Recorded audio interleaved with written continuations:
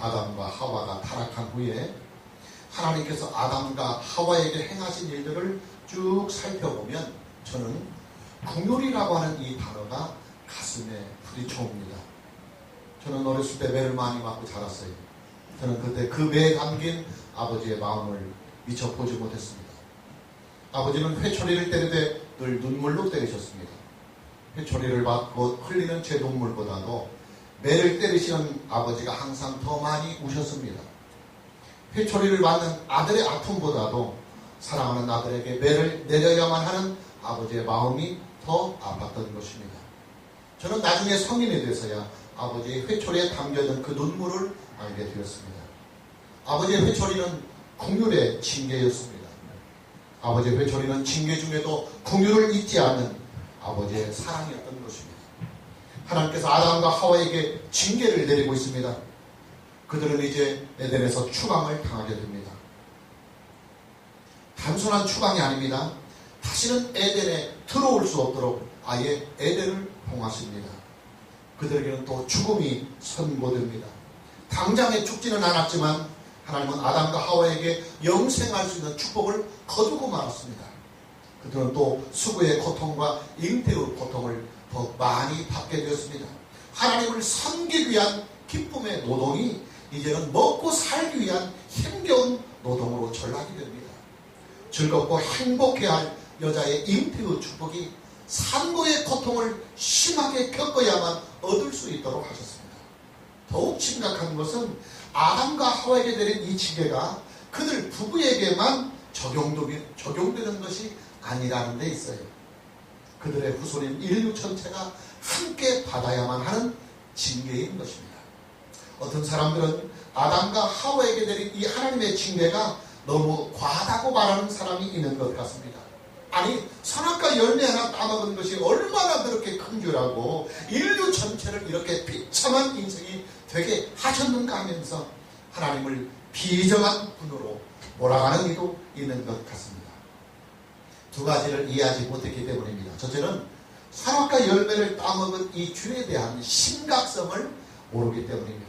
여러분, 아담과 하와가 선악과 열매를 따먹었다고 하는 것은요, 뭐 남의 가수원에 들어가서 복숭아 하나 서리해 먹은 이런 죄가 아닙니다. 아담과 하와의 행동은 하나님의 권위에 대한 거역입니다. 아담과 하와의 행동은 하나님의 말씀에 대한 거역입니다. 그들의 행동은 하나님의 언약에 대한 파괴였던 것입니다. 특히 그들의 행동은 그 동기가 아주 나빴습니다.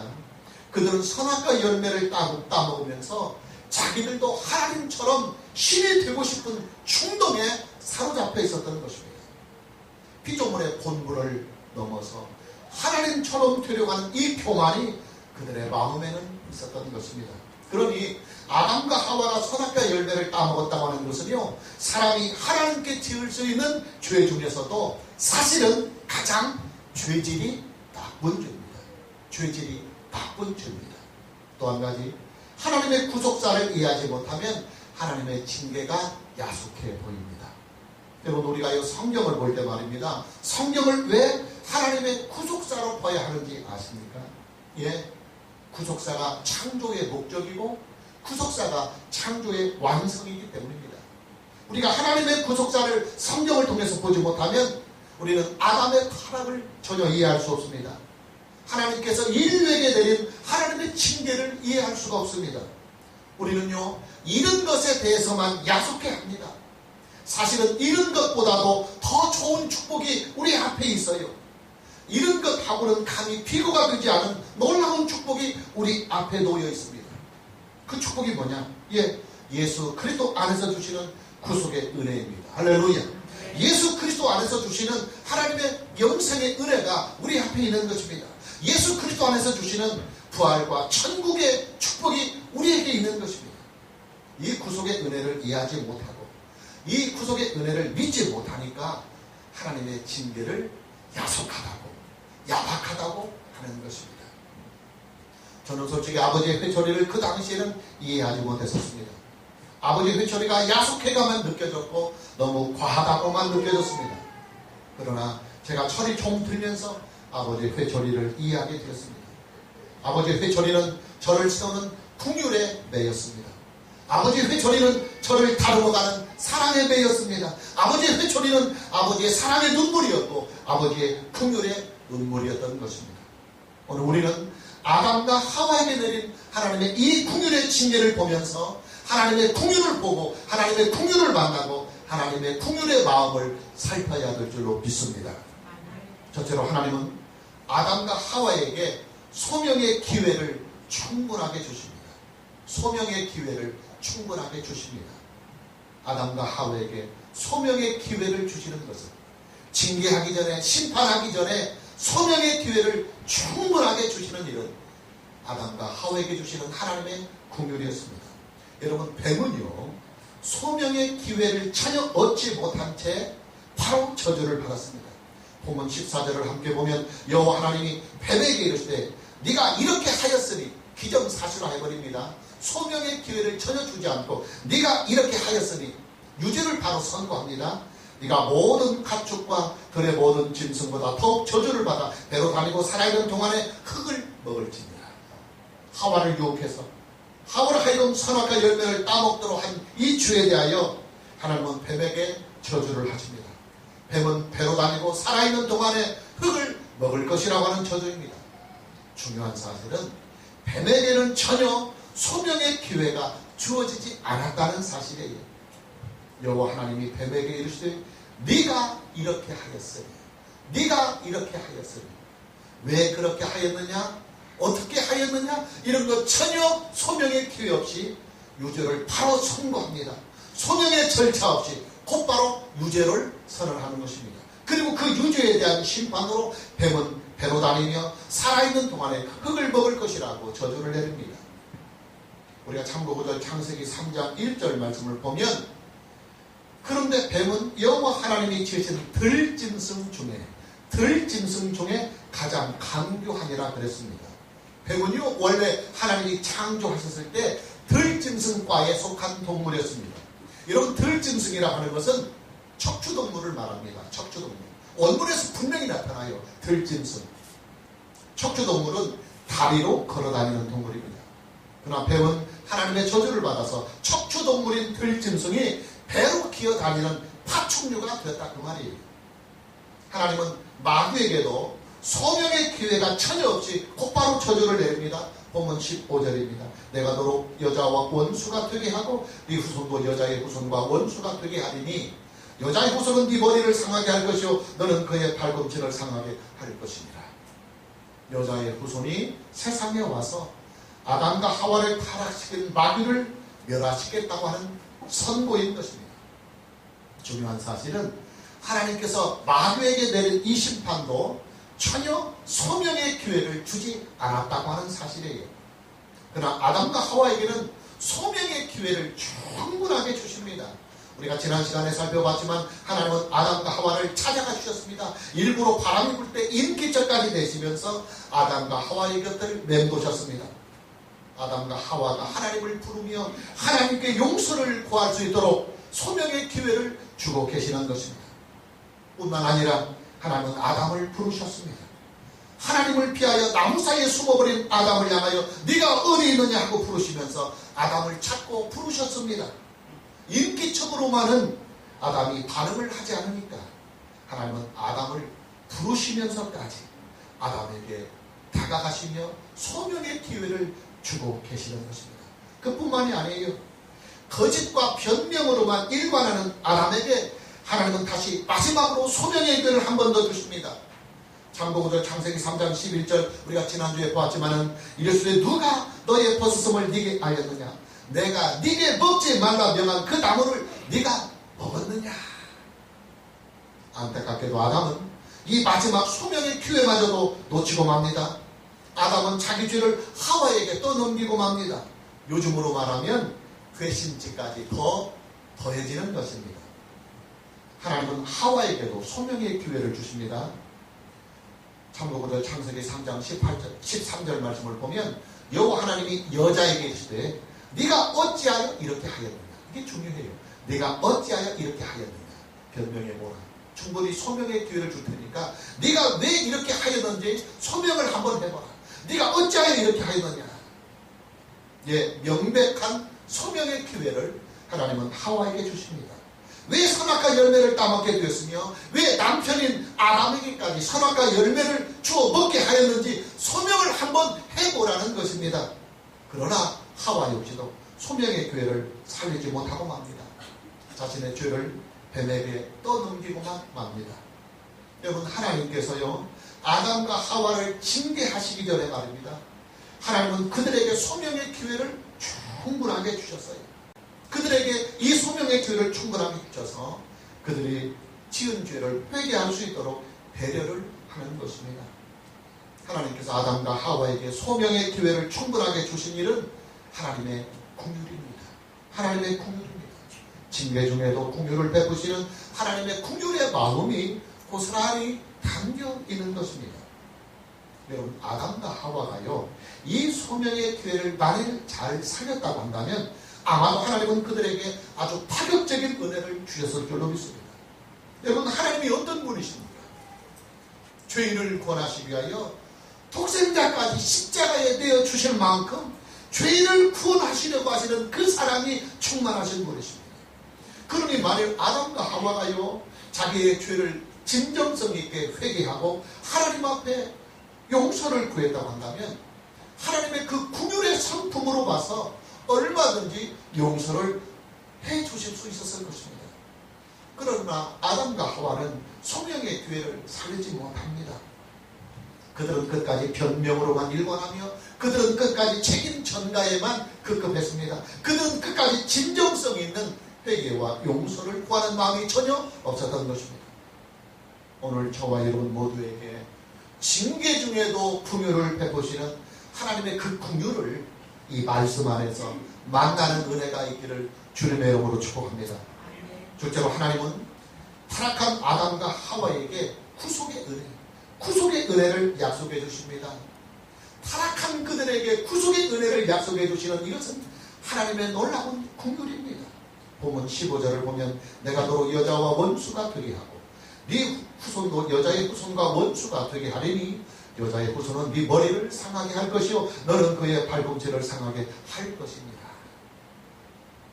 창세기 3장 15절 말씀은 이중의 의미가 있습니다. 첫째, 이 말씀은 마귀에게 내린 하나님의 심판입니다. 하나님은 여자의 후손 즉 예수 그리스도를 통해서 마귀를 멸할 것이라고 하시는 선고입니다. 동시에 이 말씀은 구속의 약속, 구원의 약속입니다. 하나님께서 여자의 후손을 통해서 죄인을 구속하시겠다고 하는 구속의 약속입니다. 그래서 우리는 창세기 3장 15절 말씀을 원시복음이라고 부르는 것입니다. 중요한 것은 하나님께서 약속해 주신 이 여자의 후손이 누구냐 하는 것입니다. 예수 그리스도이십니다. 왜 예수님이 여자의 후손이냐? 예수님은 처녀의 몸에 성령으로 잉태하신 분이기 때문입니다. 예수님의 탄생에는 남자의 역할이 전혀 없었습니다. 처녀의 몸에 성령으로 말미암아 잉태된 분이 예수님이기 때문에 성경은 예수님을 남자의 후손이라고 말하지 않고 여자의 후손이라고 말씀하는 것입니다. 그래요, 여러분, 타락한 인류를 위해서 하나님이 구원을 약속해 주신 것은 하나님의 긍휼입니다. 죄인을 징계하시면서도 동시에 구원의 길을 활짝 열어놓으시는 것은 하나님의 긍휼입니다. 하나님의 외아들인 예수님이 이 세상에 사람으로 오시게 하신 일은 하나님의 긍휼입니다. 사람이 되신 하나님의 외아들이 우리의 죄를 대신하여 십자가에 못 박혀 죽으시는 것은 하나님의 긍휼입니다. 여러분, 구속의 은혜는요, 용서의 은혜입니다. 그리고 용서에는 두 단계가 있어요. 첫째는 마음의 용서예요. 마음의 용서. 마음의 용서는 관계를 회복시켜줍니다. 깨질 수밖에 없는 단절된 관계를 마음의 용서를 통해서 관계가 회복이 되는 것입니다.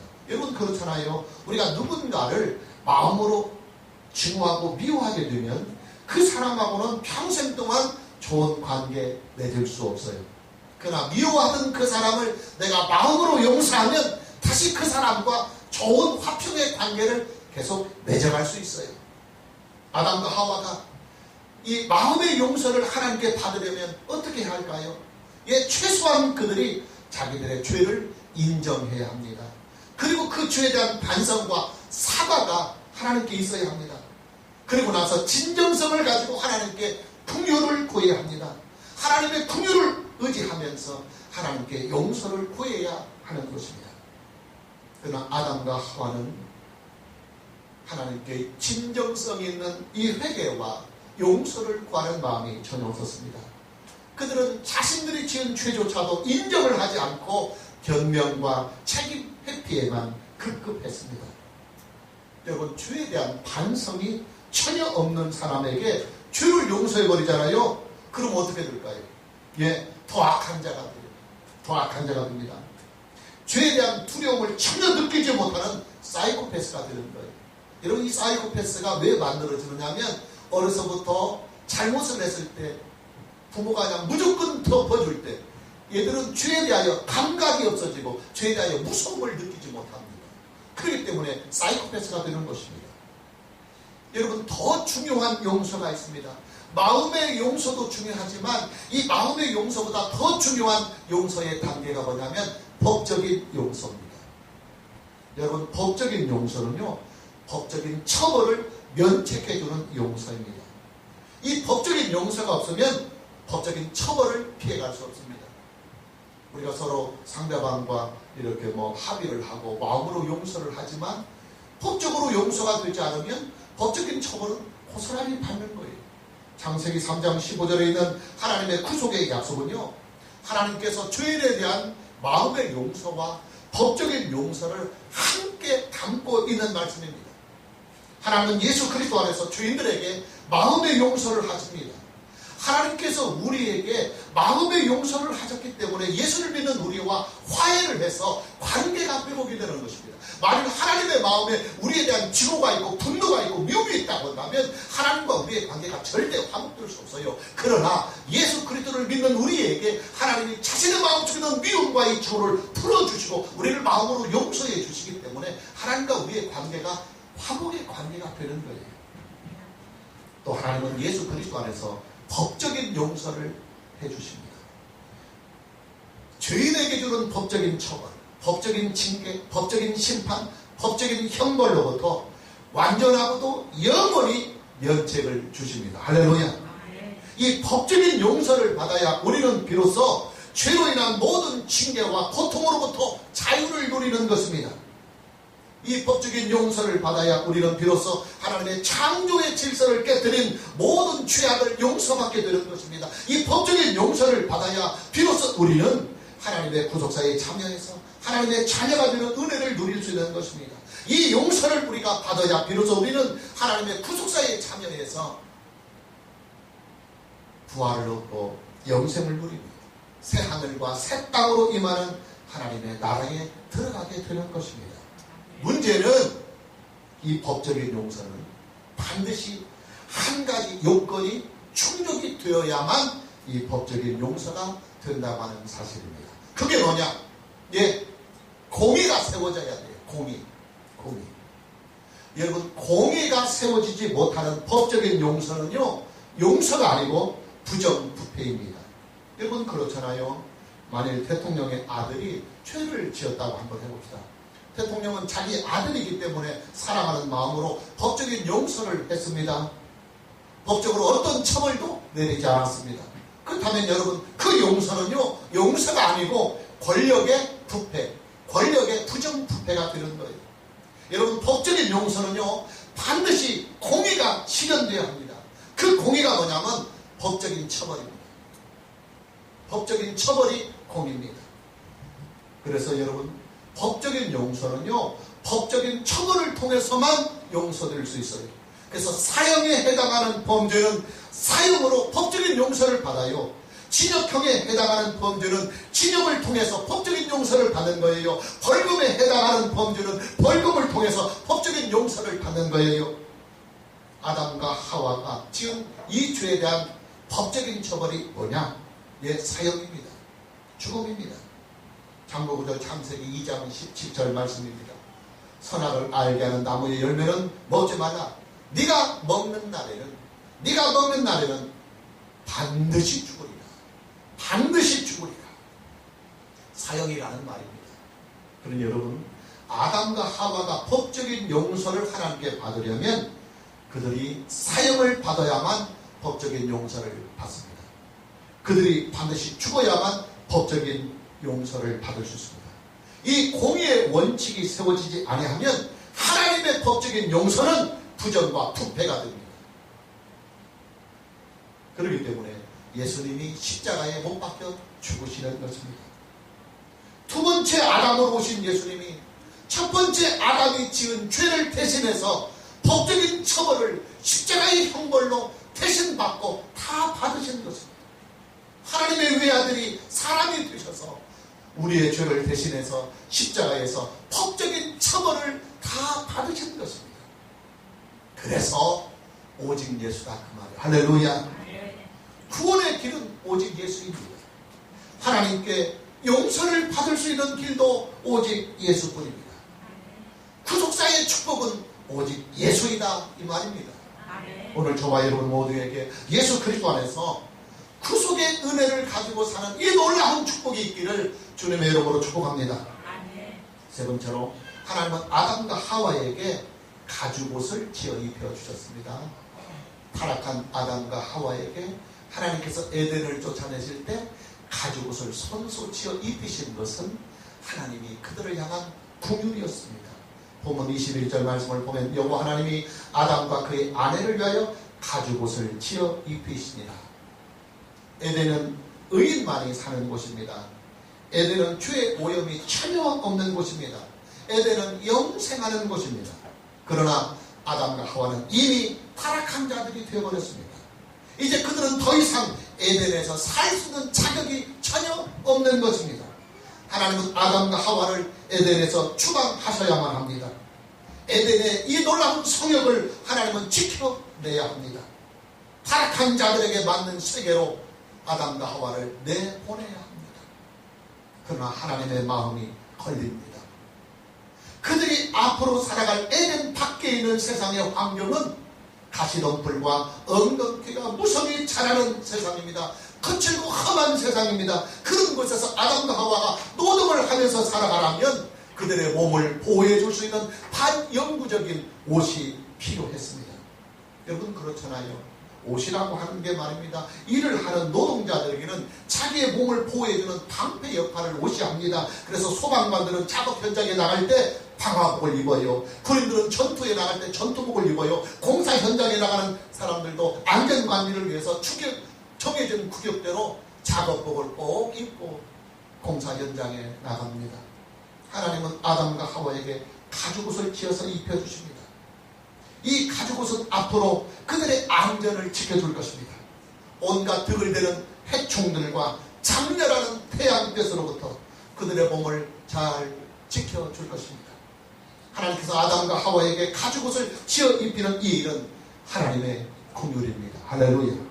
징계 중에도 긍휼을 베푸시고 에덴에서 추방을 하시면서도 앞으로 살아갈 일들을 걱정하시면서 아담과 하와에게 베푸시는 따뜻한 하나님의 사랑과 긍휼이 이 가죽옷에 담겨있는 것입니다. 대부분 개혁주의 신학자들은 이 부분을 하나님의 구속사와 연결해서 이렇게 설명을 합니다. 첫째로 하나님께서 가죽옷을 만들기 위해서 희생한 이 짐승, 희생된 이 짐승은 구약의 속죄 제물의 원형이 된다, 그렇게 보고 있습니다. 그리고 둘째로 하나님께서 가죽옷을 만들기 위해서 희생된 이 짐승은 속죄의 양이신 예수 그리스도를 예표한다, 그렇게 보고 있습니다. 여러분 그렇잖아요. 가죽옷을 만들려면 죄 없는 짐승 하나가 희생이 되어야만 합니다. 아담과 하와의 죄와는 전혀 상관이 없는 짐승 하나가 피를 흘리며 죽어야 하는 거예요. 그러니 우리는 여기에서 예수님의 십자가를 미리 볼 수가 있는 거예요. 하나님의 구속의 은혜를 미리 볼 수가 있는 거예요. 우리의 죄와는 전혀 상관이 없는 하나님의 외아들이 우리를 대신하여 십자가에 피를 흘리는 것처럼 아담과 하와의 죄와 상관이 없는 짐승 하나가 피를 흘리며 희생을 당하는 거예요. 그리고 그 희생의 값으로 아담과 하와는 가죽옷을 입고 험한 세상에 나가서 그들을 지켜가는 거예요. 다시 말씀을 드려도 오직 예수이다 이 말이에요. 할렐루야. 하나님의 긍휼은 오직 예수 안에서 임하십니다.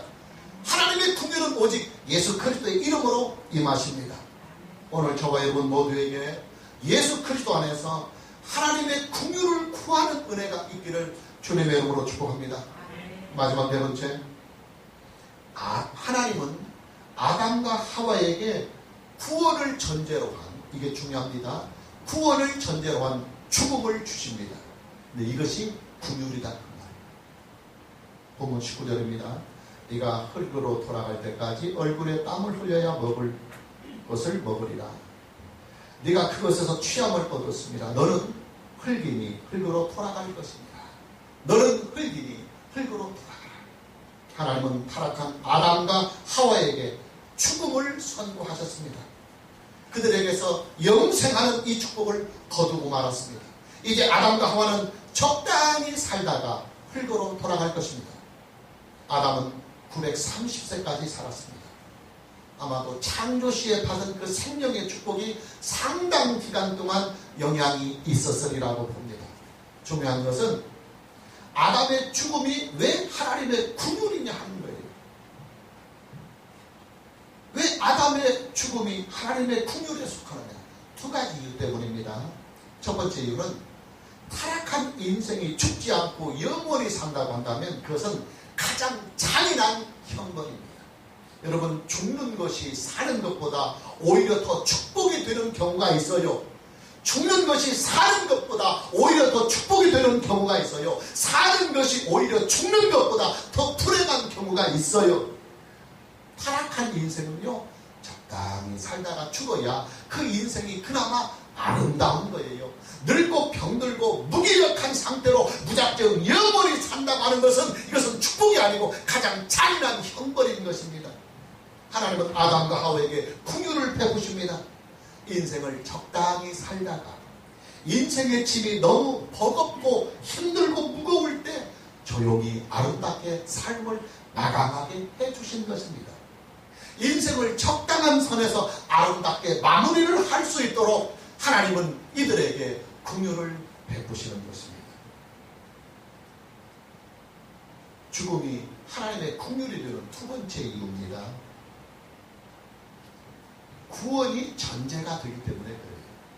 아담과 하와의 죽음이, 그리스도 예수 안에서 죽는 자들의 죽음이 하나님의 긍휼이라고 감히 말할 수 있는 것은 그리스도 예수 안에서 구원이 전제가 되었기 때문에. 할렐루야.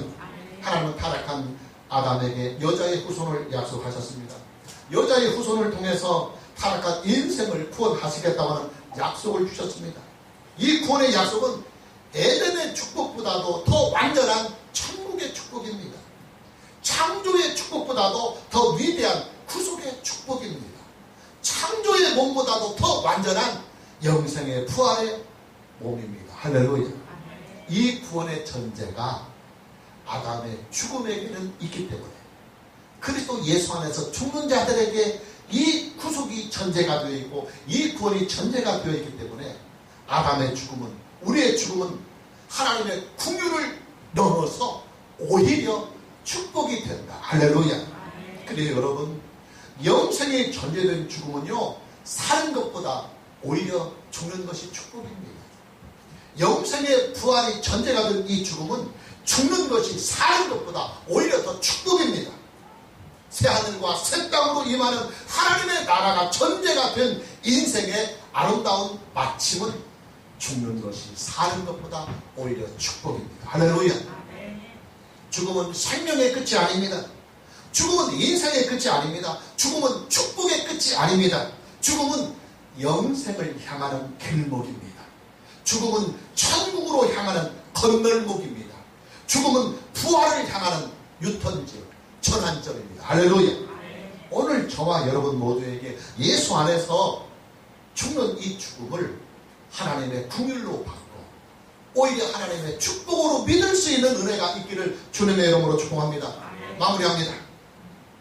저는 개인적인 기도 시간이 따로 있습니다만은 제가 개인적으로 하나님께 기도할 때 거의가 첫 서두를 이렇게 시작합니다.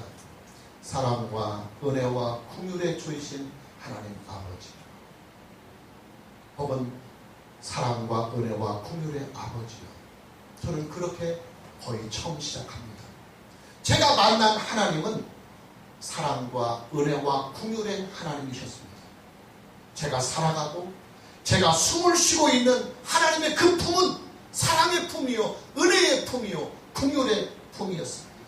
특히 저는 하나님의 긍휼을 전적으로 의지하며 기도합니다. 저는 하나님의 긍휼을 전적으로 의지하며 살아갑니다. 징계 중에도 저는 하나님께 긍휼을 구합니다. 저는 고난 중에도 하나님의 긍휼을 구합니다. 제가 무기력함에 빠지고 무능력함을 느낄 때는 더욱 간절히 하나님께 긍휼을 구합니다. 특히 제가 죄를 지었을 때는 절박한 심령으로 하나님 앞에 긍휼을 구합니다. 하나님의 그 긍휼이 저를 지금까지 품어오셨고 보듬어 오셨습니다. 오늘 저와 여러분 모두에게도 하나님의 긍휼을 믿고 하나님의 긍휼을 의지하고 하나님의 긍휼을 구하는 은혜가 있기를 주님의 이름으로 축복합니다. 할렐루야.